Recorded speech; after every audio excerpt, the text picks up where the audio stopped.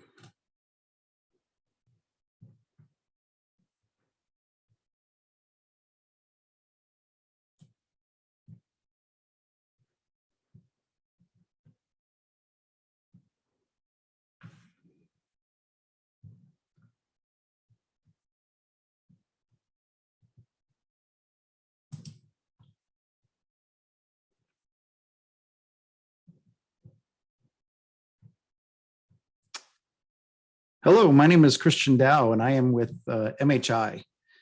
Today is our first series, so College to Career Conversation series produced by MHI.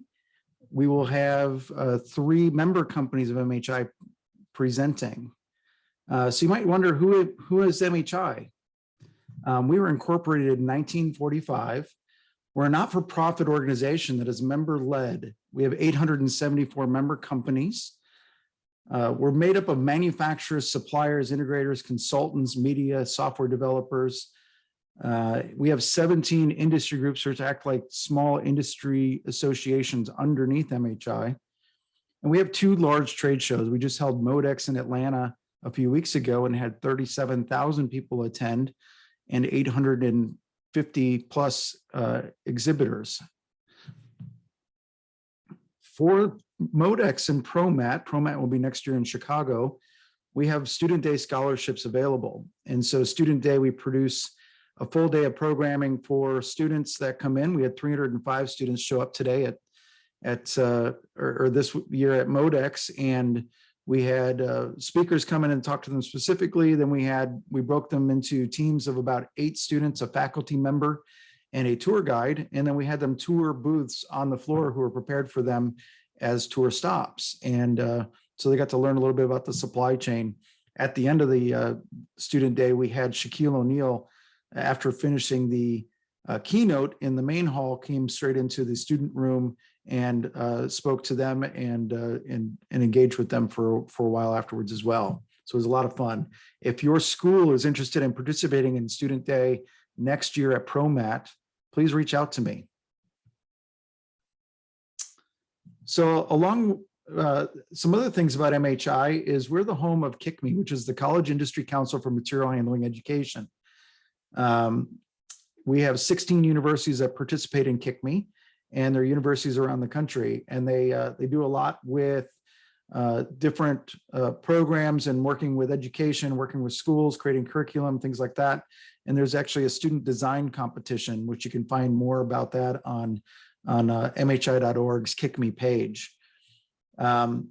We also have scholarships available. And so every December, you can apply for scholarships for the following year. And we awarded more than $170,000 in scholarships in 2022.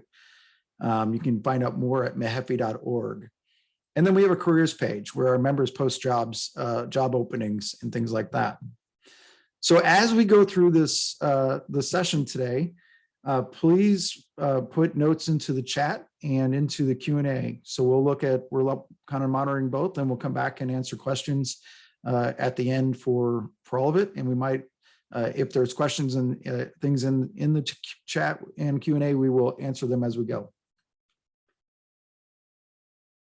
So today we have 3 member organizations. So the first one is Pepperell and Fuchs. We're going to start off with Jerry Patchy, who's the market manager for material handling and AGVs.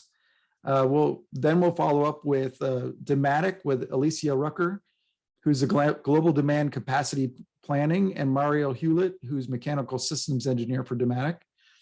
And then St. Ange, Matt Culp who's the managing partner and executive vice president, will conclude the session. So again, as you have questions, please put them into the chat or the Q&A, and we'll hit them as we go, and then follow up at the end as well. Thank you very much. Jerry? Hey, Jerry is here. Hopefully everybody can hear me good. Christian, I sound okay? Yes. Thank you. Awesome. Thank you very much for the introduction. I'm going to put on my presentation here. Also, let me know if that's visible. Yes, we can see it. Sorry. Thank you. Yes. No worries. Thank you very much. So thanks for the introduction, Christian. So as he mentioned, I'm Jerry Pacey, material handling market manager for Pepperell Fuchs, which is very heavily involved in the topic that we talked about today, material handling and the supply chain. You may be wondering, as maybe an engineering student or somebody in the technology world or STEM, what is that exactly? We'll talk about that. So to speak about the company I'm involved with, it's split into 2 divisions, one being on the industrial sensor side, the other on explosion protection. The one to the left is the one that I'm involved in, and what we'll talk a little bit more about today. You shouldn't maybe know exactly what those things mean, and that's okay. When we speak about industrial sensors, this is what I'm talking about. So proximity sensors, photoelectric sensors, cameras, vision, LiDAR. These are very high-end technologies that are really, really interesting and cool that we manufacture. And, we'll talk a little bit about what they're used for, but as you probably can imagine, one of the main things that they're involved with is material handling and supply chain. So it's one of the critical technologies that allow things to keep going when we talk of automation. So again, just to drive home, what is it? So you've seen a little picture of it. Maybe I've talked about it a little bit, but to see it in action maybe is a little bit better. So here's some videos just to understand. This is an automated forklift. Maybe you guys are familiar with forklifts, but this one is able to autonomously move throughout a warehouse to carry things around, like these totes you see here. That is what we would describe as material handling. And the ability to automate something like that requires those sensors that I showed on the slide before. That's what our company manufactures. Another example would be what you see here, in automated guided vehicles. It's a very, very common term. If you're not familiar with it, it's okay. The more you're involved in this business, you get really familiar with it. So this one here uses those little tags that you see on the floor. They're like stickers, has a camera underneath that's flashing. It reads those, and it allows those little bots, as sometimes they're referred to navigate all around the warehouse. So if you're ever wondering, how does Amazon get us, those pair of sneakers that we ordered in 24 hours, doing things like what you see here, right? Of course, a combination of people as well too, and then of course, conveyors. That's another really huge portion of everything involved in supply chain and material handling. So some of the technology you see that allows those boxes to be able to conveniently and efficiently move down a conveyor that's carrying, packages, again, like we order from online or e-commerce. That's automation. That is what sensor technology is. It's really, really cool stuff. So to understand it, what I'm focusing on here, like I said, for today's purposes, is material handling. And of course, I'm a little biased because that's what I'm particularly involved in. That's the market that I lead at Pepperell Fuchs. But for the company itself, we're involved in many other areas and target industries as well, including automotive. Before I was a market manager, I spent a lot of time in automotive, which is also very interesting. Particularly now, it's interesting with some of the EV, electrical vehicles, like you have like Tesla and all of the other car manufacturers that are in there too. So we would be heavily involved in there. Been lucky enough to say that some of the coolest places you can probably think of as far as manufacturers, I've been able to visit those people. So it's really unique. Robotics, that's another huge one. Packaging, mobile equipment. on and on. So these are some of the industries that we focus on, but I'm biased and I can tell you with confidence that material handling is our largest one by far. So when we speak of material handling and supply chain and things of that, I'm speaking of AGVs, forklifts, cranes, the things you see here. Again, just giving you some lingo and familiarity with the environment that we're talking about. And to speak more about the company, it's rather large actually. So when you look at where we are, kind of one of those things we say, we're everywhere. So we're located in 80 major cities across 6 different continents. I'm in Cleveland, Ohio. So our US headquarters is not far from there in a city called Twinsburg. It's like 30 minutes from there. But of course, we're a German company, if you couldn't tell by the name Pepler & Fuchs. So our global headquarters is in Mannheim, Germany. But again, like I said, we have a very heavy presence globally. It's very nice because the more you work on a global scale and speak to your colleagues at a company like this, you get to have friends all over the globe. And it's really, really nice. As far as distribution centers, so the products that I mentioned that we make, those sensors, that cool technology, these are some of the places that we distribute them from, right? And of course, you can imagine, yes, it's automated, but in Mannheim, of course, in Houston, Texas, and then of course, to handle the Asia region, we have a GDC that's in Singapore.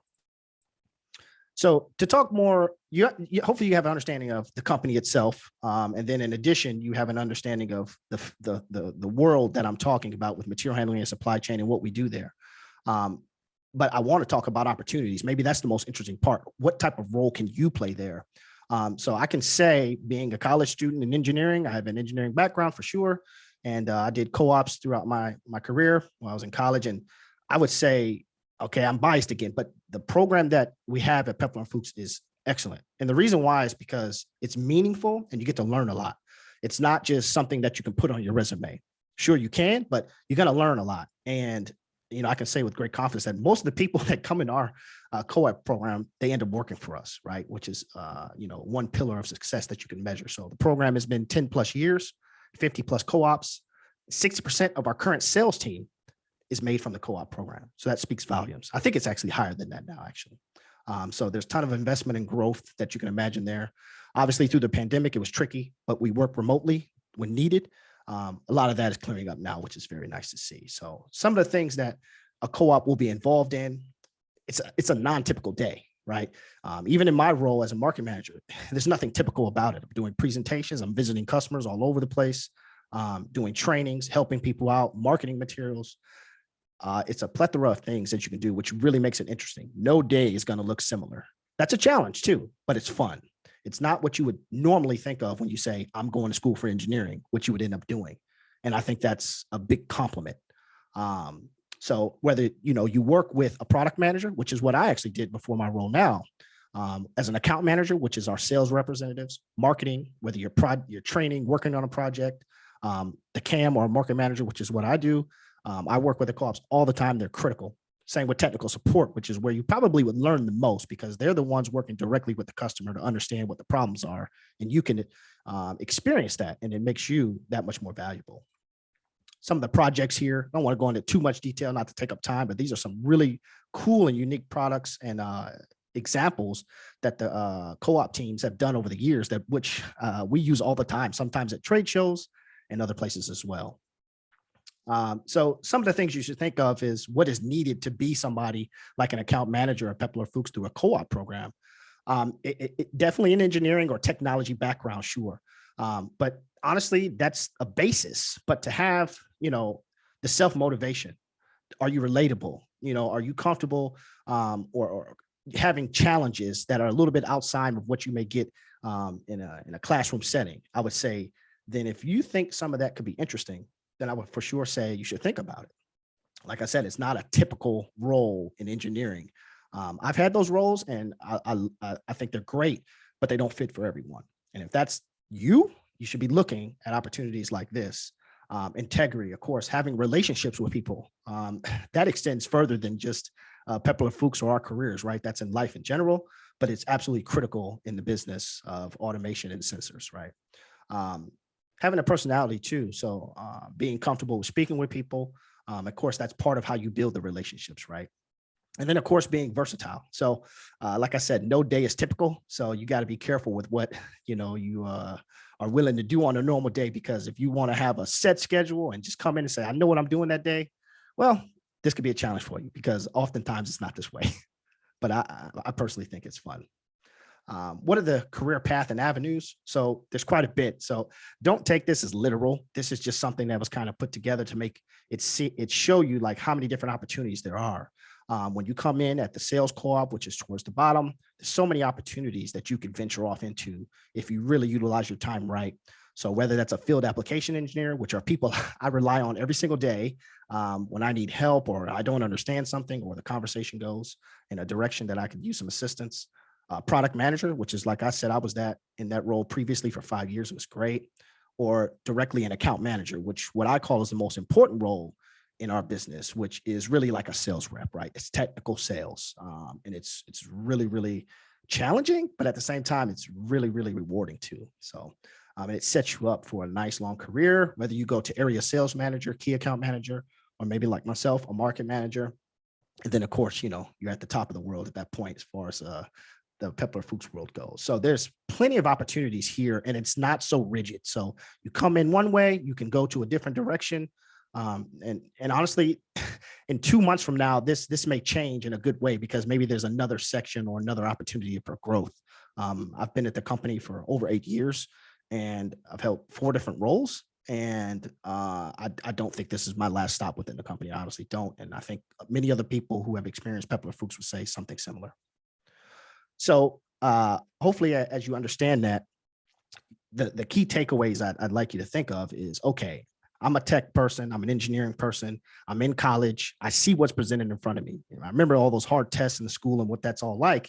You should also keep in mind that there's alternatives, right? There's other things, because like I told some of the other panel members that will speak after me, I didn't know about the opportunity that I'm involved in now when I was in college. Actually, I probably didn't know even in my very first job. So I try to take a point to educate people on the possibilities, what they can do, and also how much fun it is. It really is being able to deal with people, have those challenges that probably will never end. And when you win them, it's very, very nice and rewarding in a lot of ways. So if you're interested in something like that, look, you can talk to me. You can talk to our team who runs our co-op program, Bill DiCarlo. His information is here. And then also this link here, you can go to our website, Pepler Fuchs or sensing.net, and you can see some of the roles that are available. They're changing all the time. There's so many. Some of the ones I think you would maybe be more interested in with the background I think most people have. Internal sales, account manager, which does do some, traveling and things like that. That's the one I said is probably one of the most important roles in the company. And then, of course, tech support, which is where I actually started. It's a great role. Vision systems engineer is another one that's opening. I think it's based out of Alabama. And of course, an electrical engineer, which is also something we have so many of and we'll always need more of. So just something to keep in mind. And, these are roles that are based out of the US, so they're kind of all spread out. And there's some flexibility too with where you could be. But, if we have people who are more interested in working abroad, like I mentioned, we're in quite a few countries. So these opportunities I'm mentioning here is for North America, but if there's interest to, work elsewhere, there's also more opportunities as well for the co-op program at Pepler Fuchs. So, and I'm going to jump in real quick because we've had a question come in, Sure. And it has to do with this. So the question is, if PNF have co-op/internship positions for supply chain and logistics students rather than just engineers. Absolutely. So, like I said, if the background is in that regard, whether it's in the tech field, actually, some of the people that I work with on a daily basis, my colleagues at Pepler Fuchs, they have a tech background. Some of them have a business background, and of course, supply chain as well. It's actually one of the biggest needs and requirements that we have out of our smaller office that's in Boston right now, because so much of the robotics that's going there. So absolutely, I would say that if you have that as a background, I would maybe even lead with that when you speak to Bill and some of the other people, because it's actually a need for us at the moment now. It's a great question. Any other ones? That's all we've got right now. Thanks. No worries. So the last thing I'll say is if you have questions, about the company itself, the products that we do, more on the co-op program, like the great question that was just asked, or that role or any other ones. Anything else I can help you with? Like I said, we'll have the Q&A, the chat. We'll have a little time afterwards to speak, or if you want to reach out to me individually, that's my contact information. I'll be glad to help and, mention anything that would be useful or guide you down a path or share my experiences. I can understand how valuable that is. So that's all I have. So what I'll do now is I'll stop sharing, and we have next Alicia Rucker from the great company of Dematic. Alicia, I'm going to stop sharing, and you can take over. Sounds good. Thank you very much, everybody. Thank you for that introduction, Jerry. I'm going to share my screen. So my name is Alicia Rucker. I am in the Global Capacity Demand Planning Group, and who presenting along with me is Mario. Hey everyone, my name is Mario Hewlett, and I am in the Mechanical Engineering Group here at Dematic. So we're going to give you a little overview of Dematic, and then we're going to talk about some engineering options and some supply chain options as well at Dematic, and then just tell you a little bit about our company. So can everybody see my screen? Forgot to ask that. It's not up. No, not yet. So I think we have to Oh, do the select okay. again. Okay. Can you see my screen now? Yes, thank you. Okay, good. So our company is split up in two different sections. Our parent company is Keon, and Dematic is a child company, but we are split up into industrial trucks and services, which we have AGVs, as we learned from Gary, automated guided vehicles, and then we have supply chain solutions. So me and Mario work on the supply chain solutions section, so we'll dive a little deeper into that section. And so this is just Dematic at an overview. So we have software, IT, project management, mechatronics, which are really big, cool robots, global engineering, global manufacturing, life cycle services. And what a really cool factor or point is, over 18.5 million parcels a day that are moving around are because of Dematic. So we have a big footprint in the material handling industry. And that's really cool. We're a very innovative company. And so this is just a little slide and image to kind of give you a visual of what we mean by automated or material handling solutions. So when you have your typical warehouse or factory and you're kind of piece picking, you have one person who walks down the aisle, will find what they're looking for, find their SKU, look for it, verbally pick it up, put it, go back. Instead of doing that, which takes a lot of time, a lot of money, a lot of people are investing in their warehouses with these new innovative ideas. And what is shown here is like an idea that what we have is a lot of totes and parcels put together. And so we have automated totes and vehicles and things grabbing the materials that we need and actually bringing it to the pickers. So it's a lot faster, a lot easier, and a lot more efficient. And these are some of the innovations that we have at Dematic that a lot of engineers and a lot of execution groups are working on. So this slide is just showing you a couple of our customers. So might be a few you might notice. So Ford, Coca-Cola, Adidas. We have several other customers, but this is just an example of some of our large customers that are using some of our innovations in their warehouses and factories now. Gonna hand it to Mario to talk about some engineering. All right, so I'm going to talk about what does engineering at Dematic look like. So at Dematic, we've got three primary engineering focuses that we do, and I'm going to start off with mechanical engineering.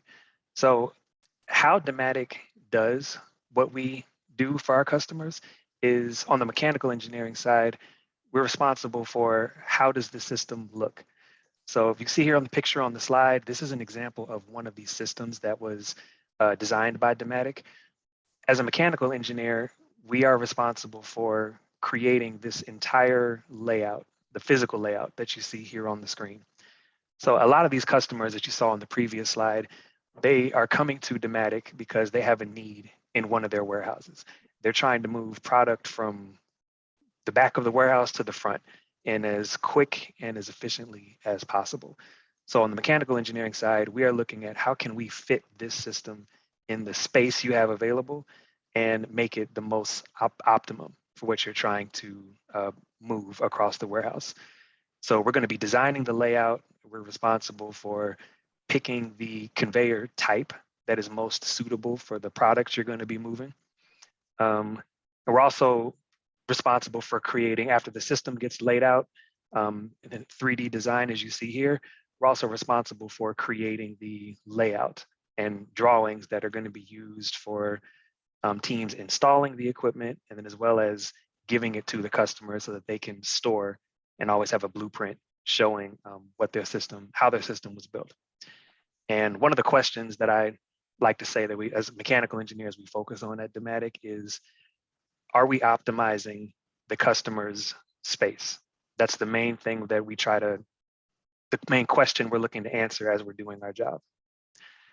So on the next slide, we're going to be talking about the next concentration of engineering at Dematic. After the mechanical side is done, the system then gets moved over to the controls engineers. So controls engineering at Dematic is we're focusing on how does the system move? So in a sense, so what you're looking at here on this slide is a picture of a close-up picture of one of the systems after it's been installed. And you see you've got a bunch of totes moving along the conveyor path. As you see, each of these totes has a few different routes and paths that they could take. And that's where the controls engineers come in at play. And they're responsible for determining where does this tote need to go and how is it going to get there. So this team is responsible for writing the logic that the conveyor is going to be using to detect, like, okay, I detect that I have a product here, and because of the barcode that I scanned, I know that means it needs to go to the back of the conveyor. They're going to be writing the logic that tells it that, and then also working with companies like P&F and Gary, who's probably selling them the hardware that's going to be put in place to detect the totes. So those sensors that you saw previously, photo eyes, some proximity based, all those are going to be used to determine how the totes need to move about the conveyor system. And lastly, on the controls engineering side, they're going to be determining what type of power is the system going to need in order to run. Because, you know, everything runs off electricity. You're going to be doing your amperage loads. They're going to be the ones to determine that. And again, the question that all of our controls engineers are focused on is, how does the material need to be handled? How does it need to flow? And that's the design focus that they're keeping in mind as they're doing their engineering. And last but not least, the big last group that Dematic focuses on is software engineering. So this is a huge engineering department for us, as one of the, besides selling you a complete system, Dematic also sells data management. So this group is focusing on two different areas. One, on the conveyor systems that we just saw, as the product is moving from point A to point B, from the controls engineers, they get all of their decision points as to what am I going to do with this data after I detect the tote. Our software engineering group are the ones that is going to write programs that the customer can read and say, okay, I see now that I have, this tote contains 5 screw nuts and bolts in it. And so therefore, I know that I have now an increased inventory of 5 or 10 bolts. They're going to be doing that for our conveyor systems. And then also throughout the entire warehouse, the customers will be able to use our software to determine, okay, I know now that I have 10 washers and bolts in the front half of the warehouse. I know that I need to move 5 of them to the back. How all of that gets tracked, that is what our software engineering group is focusing on. And so again, this group, the question that they always try to keep in mind as they're doing their engineering is, what data does the customer need to have access to, and how does it need to be stored so that they can pull it up for their presentations and anybody that needs to know how much product is available. And I'm sorry. So you learned about the different types of engineering that you can do at Dematic. So a trajectory for what that could look like career-wise for you. We have our primary group that most engineers come into at, we'll say, entry level, is on the project execution side. So all the conveyor systems that we just talked about and just showed, these are the levels at which you would normally come in at to do different stages of engineering.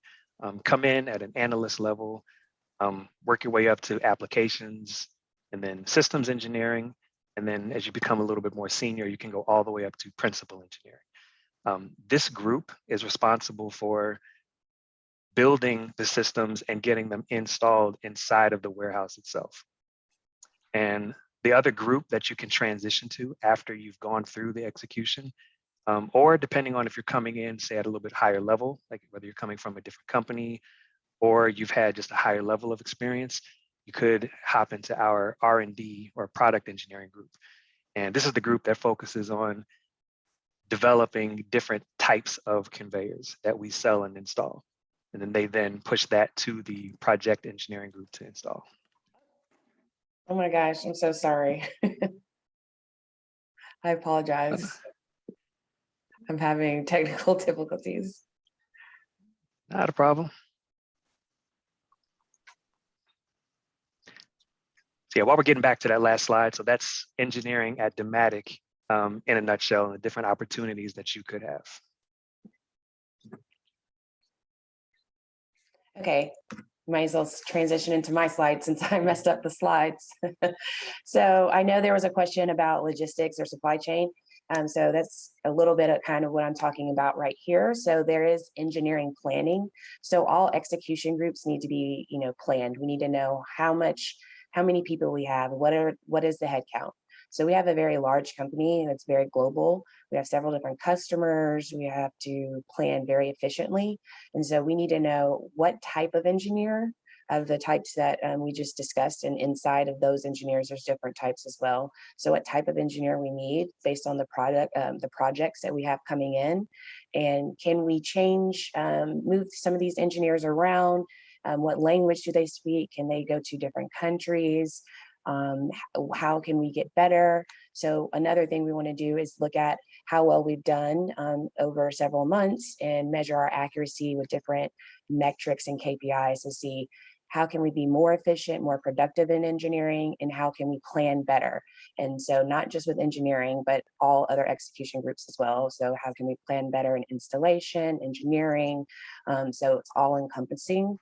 And it's really just how do we get better and better? And this is a job that isn't, like Jerry said earlier, a stagnant job of you come in one day and you do this every day. It's ever changing. There's always something happening, especially at the global roles.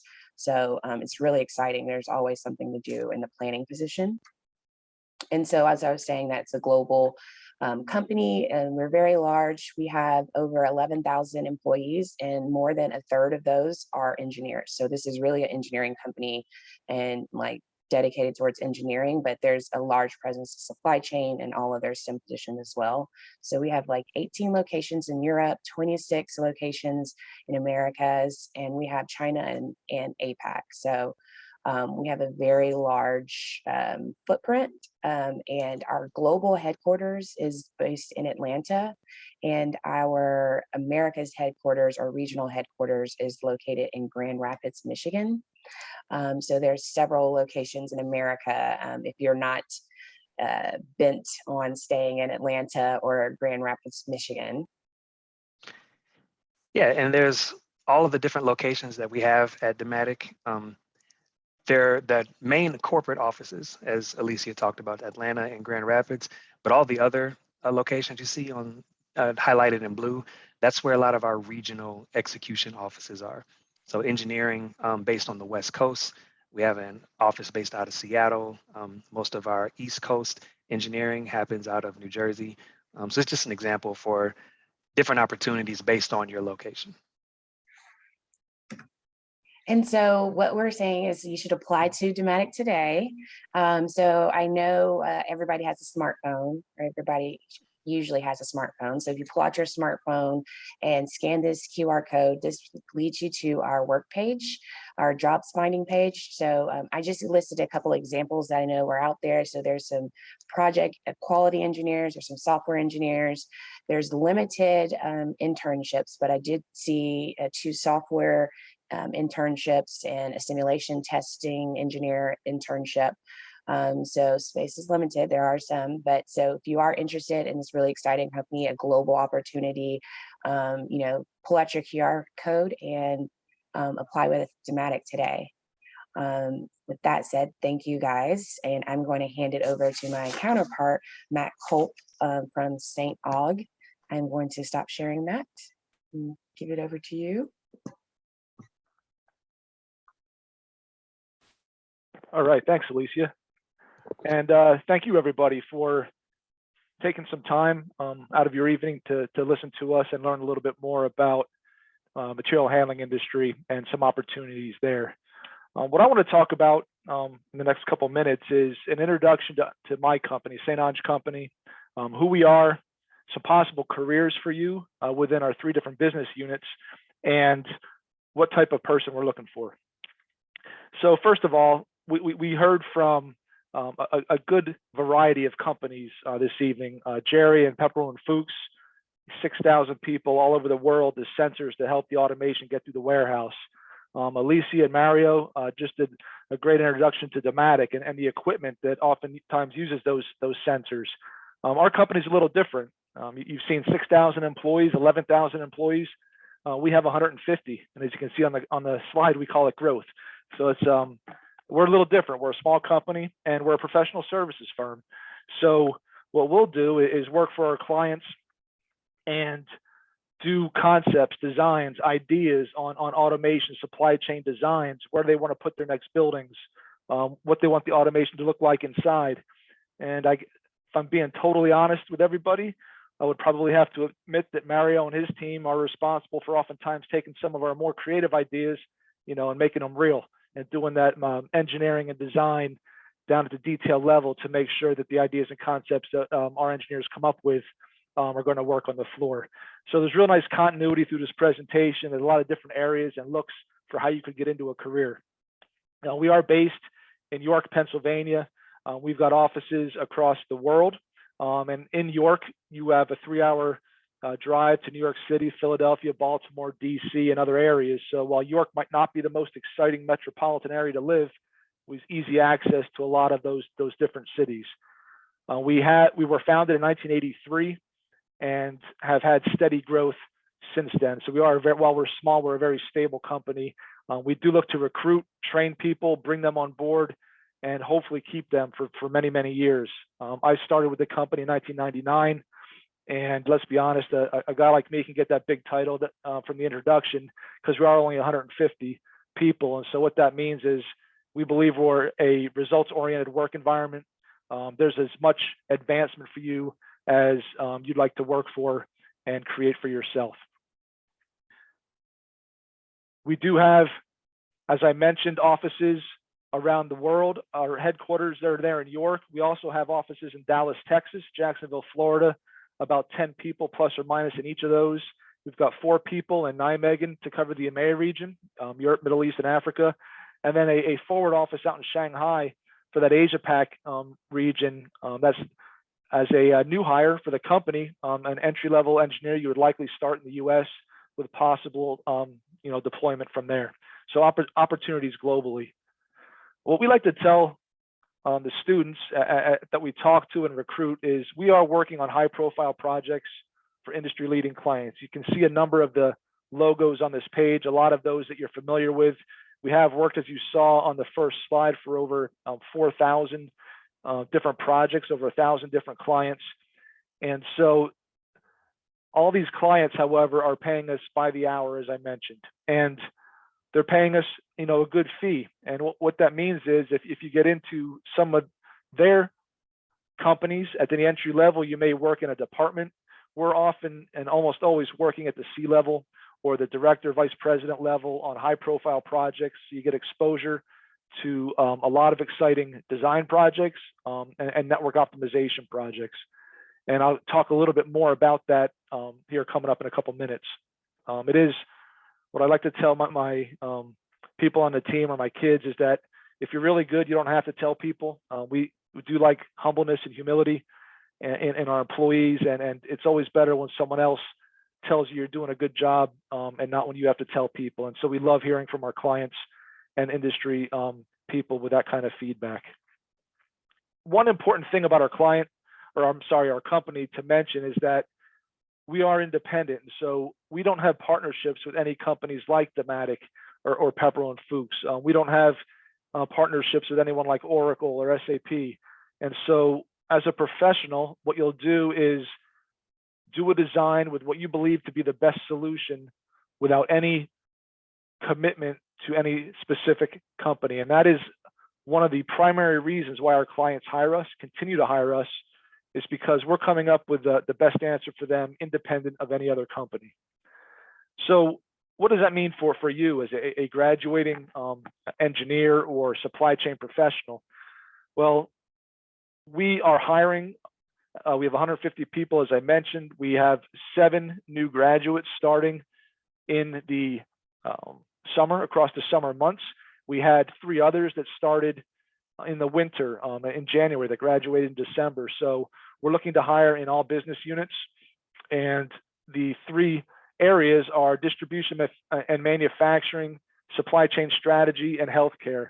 So someone asked earlier about supply chain professionals. We've just started recruiting in supply chain, business colleges rather, with supply chain focus.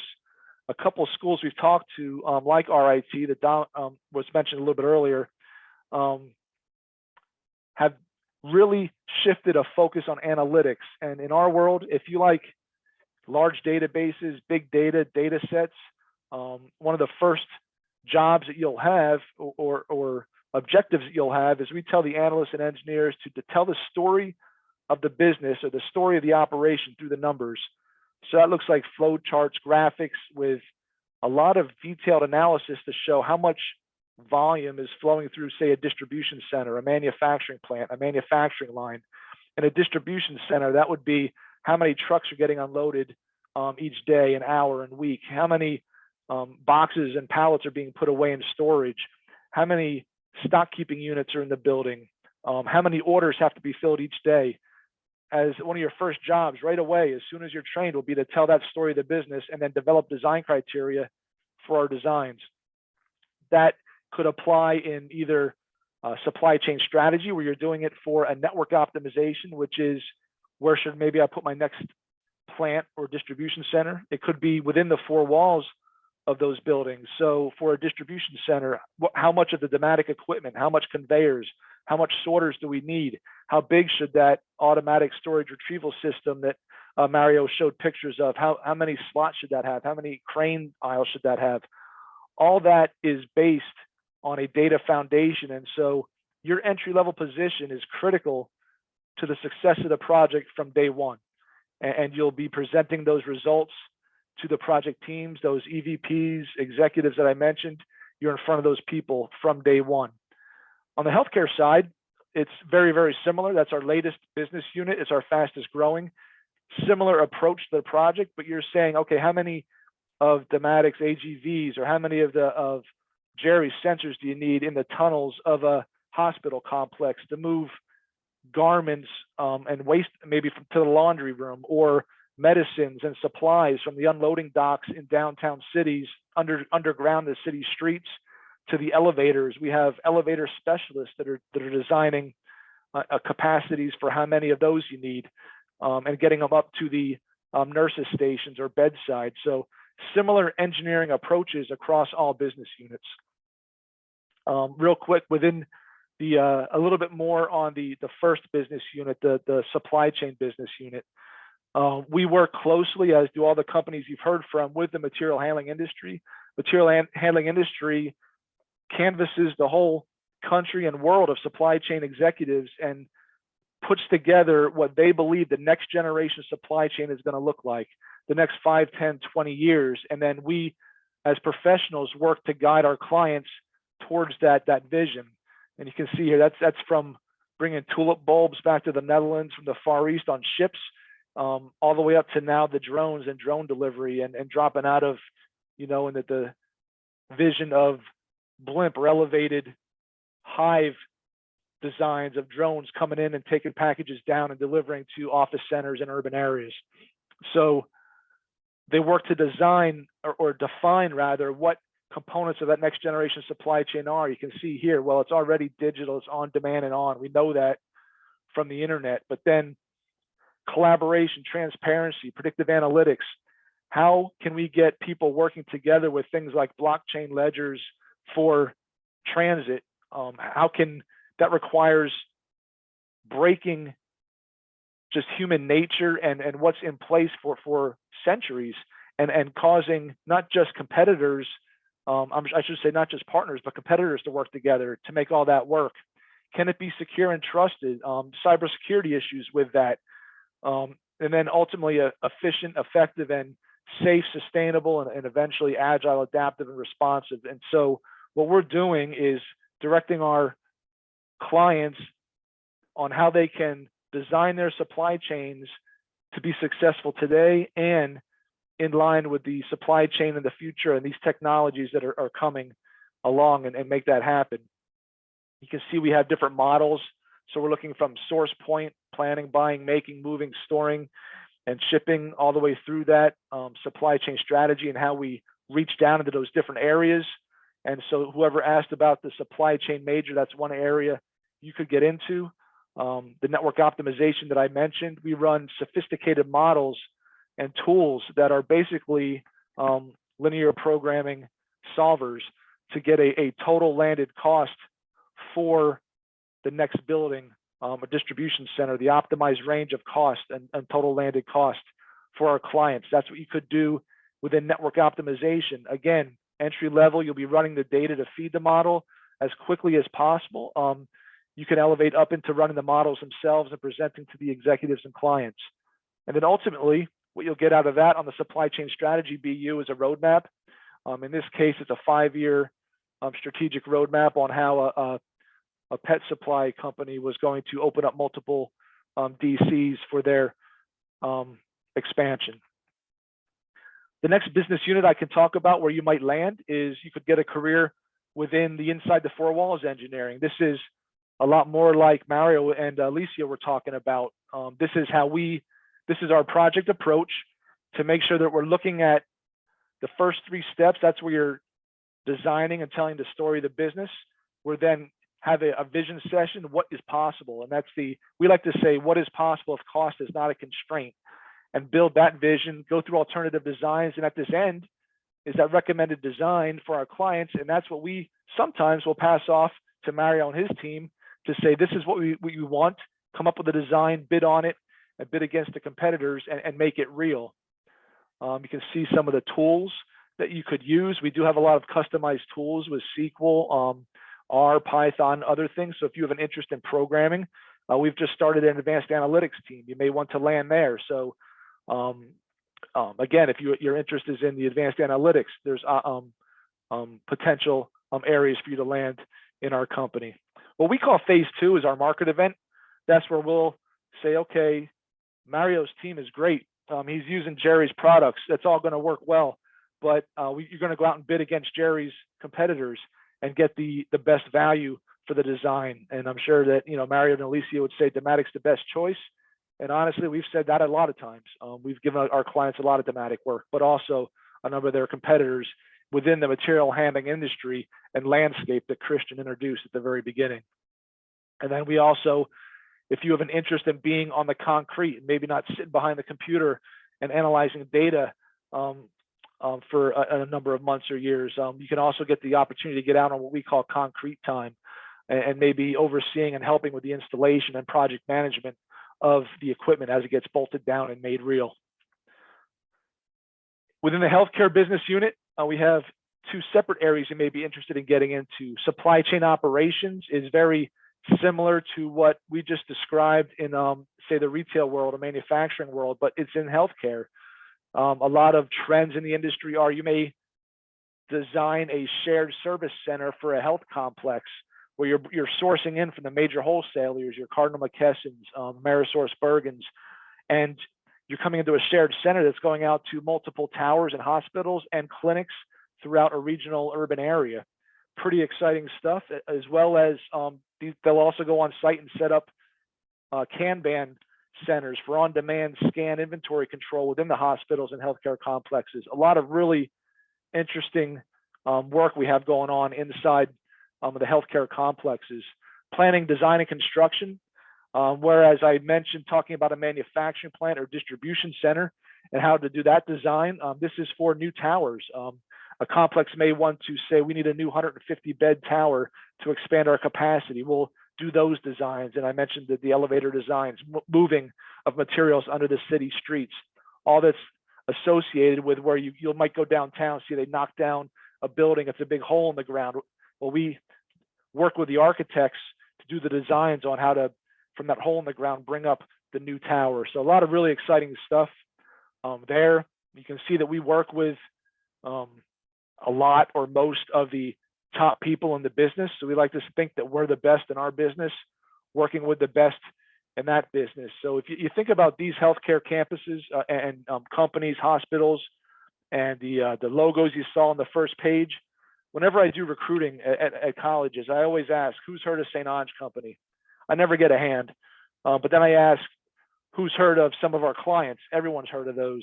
And you know what, if you go into the executive suites of the Fortune 500 companies, certainly within supply chain, they've all heard of St. Ange Company. We are a niche player, but we are the best in that industry.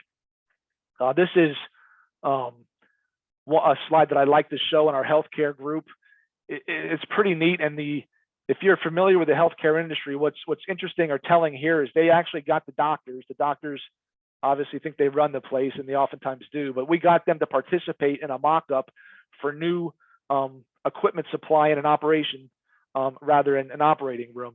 So that was really cool. We did the mock-up, the flow, the supply on how to make a more efficient supply and what can be life and death decisions. We do simulations for patient flow throughout the center, not just in healthcare, but the simulation also in distribution centers and manufacturing plants. So if you have an interest in the analytics, but not just the analytics and simulation, we have those opportunities as well. So really, if you have, as Jerry mentioned earlier, a STEM degree or any kind of engineering degree, a supply chain, advanced analytics, there's opportunities to get in with us, train with us, develop. And what I just want to wrap up, because I do know I'm a minute over, Jerry, so I owe you one, bud. But in the community and caring area of our company, generosity is one of our core values, being a good corporate citizen. And we have opportunities to join our charity committee. Our charity committee has objectives and goals for the year. We get everyone involved, and really through COVID, what was pretty neat is that the charity committee was a connector. It was a way to bring all the people together for a common cause, and it's continuing to do that. So if you like to give back to the community, we have all kinds of opportunities to do that, and matching programs for your favorite charities, et cetera. So a lot of good opportunities there. Much like Alicia and Jerry did, we have career paths. Much like Mario, I think, or Alicia explained, you'll enter as an analyst engineer and you can progress. What we like to do is start at that level. After a couple of years, you eventually make the senior engineer position, and then you can have a decision. Do you want to be a specialist in simulation analytics, or do you want to be more a managerial track, and which is project management, account management, sales management, as Jerry mentioned, and take that track where you're more customer facing. But what's important is that both the technical track and the managerial track come back together at the director level. And so we have directors, partners that have both traveled either track. And then through your career with your supervisors and managers, we've identified 7 pillars of success within our company. And there's a career development matrix that shows how we'd like to see you develop and the tools that are available to you as you develop through the different pillars of success within the company. And finally, what are we looking for? We do like people with problem-solving skills. As Jerry mentioned earlier, communication skills, both verbal and written, like meeting new people and learning new processes.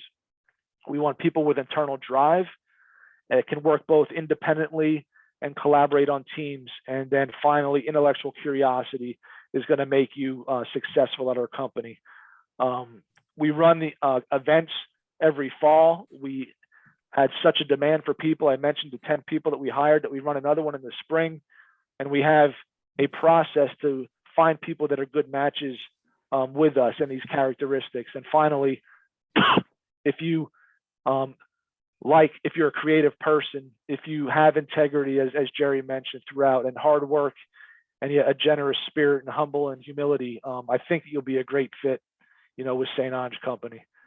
So I'm now going to turn it back over to. We got a question for you, Matt. Okay, yes, certainly. And I apologize for speaking so fast. Even so, Yeah, I no still worries. ran over. But yeah. So please. Carl asked, are there any positions open for supply chain managers at your company? He said, this seems like a sweet deal.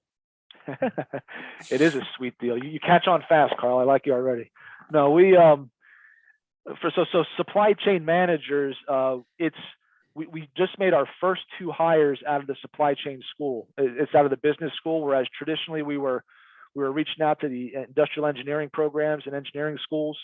We just made our first hire out of supply chain school, out of the business school, because of the focus on analytics.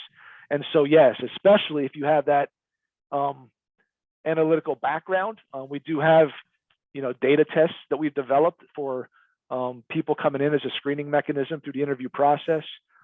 Dominic, who's our internal recruiter, he'll go through maybe 400 or 500 resumes through the handshake and simplicity and other ways of getting resumes. He'll call probably 100 to 200 of those.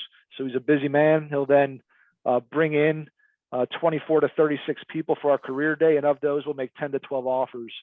And through that whole process, we hired some supply chain, I would call them supply chain specialists at our company, because what they would do is work within that supply chain business unit and the supply chain strategy group. It's currently our smallest business unit, but it's also one that we're focused on growing. So that's a long answer. The short answer would be yes. Yeah, feel free. If anybody else has questions, put them into the chat and or put them into the Q&A, and we'd be happy to answer them now if the other presenters want to turn on their camera. And I know I can speak for my other panelists here. We love questions, so please ask away. Absolutely. I know that we have, some CTE and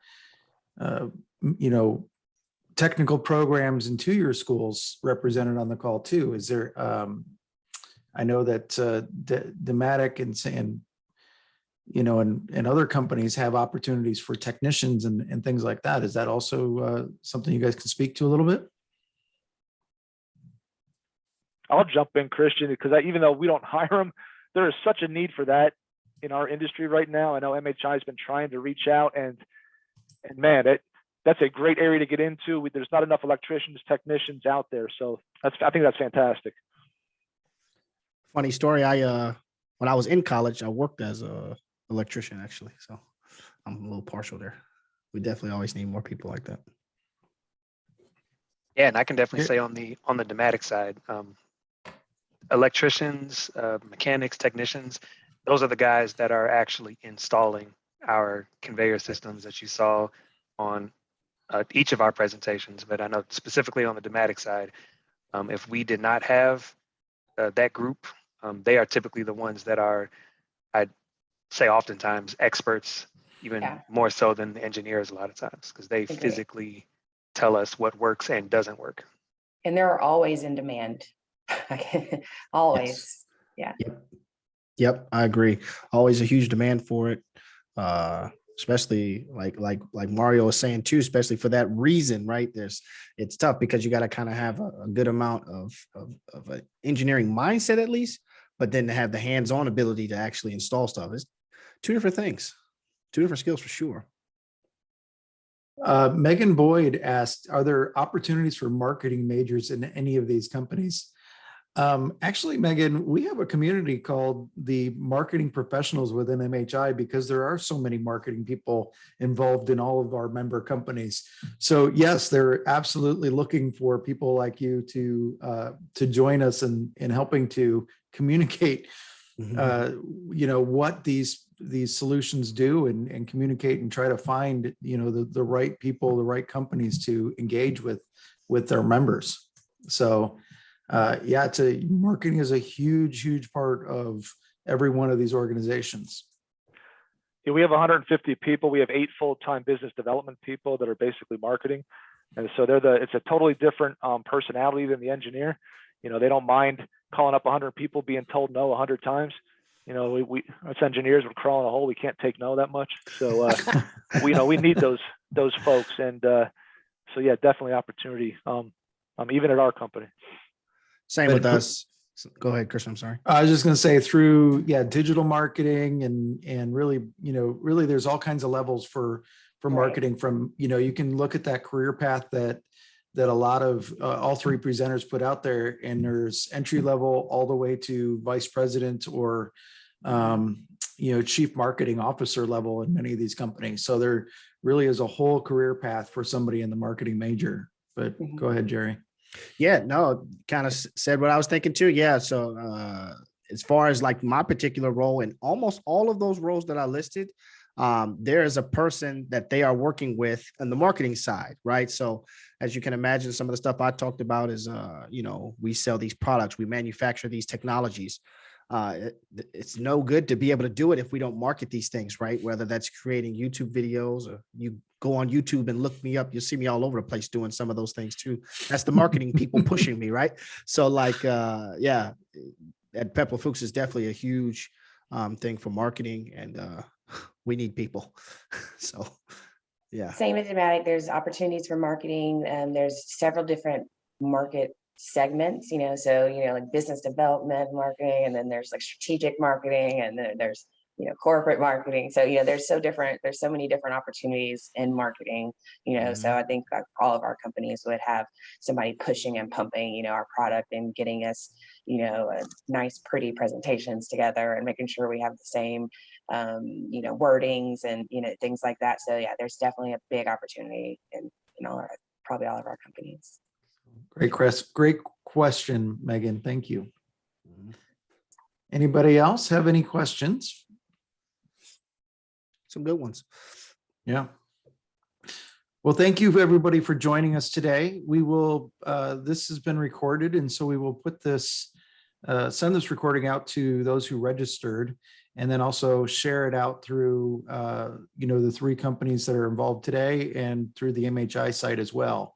So look forward to seeing you again. We're going to redo or continue to do this series through the fall. And so our plan was to do one during the spring semester, and then from then on, we're going to do 3 more through the fall semester, and then again 3 in the spring and things like that, and ongoing, so that, and we'll have different members presenting. And yes, Yolanda, I see that you have a question. Can you type your question in the chat or in the...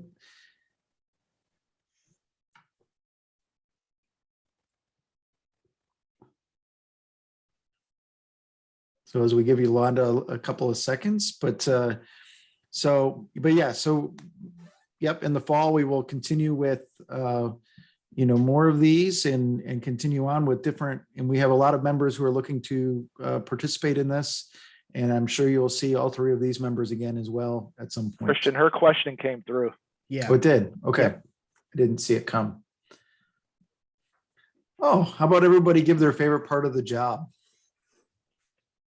I'll start. My favorite part of the job is having this global activity and global planning, being able to understand and try to navigate between countries, and being able to talk to different countries and understanding like mix in the global aspect of the planning. So that's my favorite part. I can piggyback on that, on what Alicia said, not to copy you, but you brought up a good point. So I think one of my favorite parts at Pepper Fuchs is I've been able, with the opportunities that I mentioned there, been able to travel the world. There's not many places I haven't been due to what I'm involved in and the outreach that we have. And I can tell a funny story. When I traveled to China for vacation for a while, I was lucky, and it was my first time in a foreign place, and I was lucky enough to have many colleagues from Pepper Fuchs in that particular region, and they picked me up from the hotel and took me around, did stuff. Otherwise, that would have been a major challenge. So creating relationships all around the world, being involved in material handling, supply chain, and Pepper Fuchs, I would say, is definitely the most rewarding part. And I can say I think the most rewarding part to me is seeing the finished product. I know the big thing that got me not only into engineering, but just specifically material handling was remember seeing I think a commercial on TV long time ago where the Coca-Cola bottles were going down this line and stop and getting filled and stop getting filled. As goofy as it sounds, I thought that was one of the coolest things I had Oh, ever yeah. seen on TV when I was, little. And to be able to see that in real life and know that, what you learned in school kind of helped you get to the point of being able to be the person that you could look on TV and say, hey, I, design those or create those and make that happen. That sense of satisfaction to me is, I think, the most exciting part. Well said. Well said. And Matt, you want to finish this off? Sure. Yeah, thanks, Yolanda. Great question. For me, it's being able to solve problems and having new problems all the time. It's I think Jerry, Mario, Alicia, everybody mentioned it. You really don't know what the day is. It's unpredictable. And in our world, we do projects, 3 to 4 month projects or 2 to 3 year projects. But there's so many different people that you meet. You're constantly learning new things. There's constantly new languages. We're constantly getting to reprove ourselves, and I've told many people that's the addictive part of the job for me. It's just the chance to continue developing, learning, seeing new things and solving new problems, and problems that people are coming to us because they weren't able to solve. And so it's very, very rewarding. So that's my favorite part. Awesome. All right. So thank you, everybody. Have a great evening. And we've enjoyed, presenting our first one. We look forward to more of these.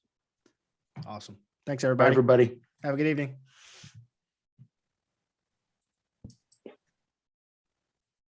Thank you.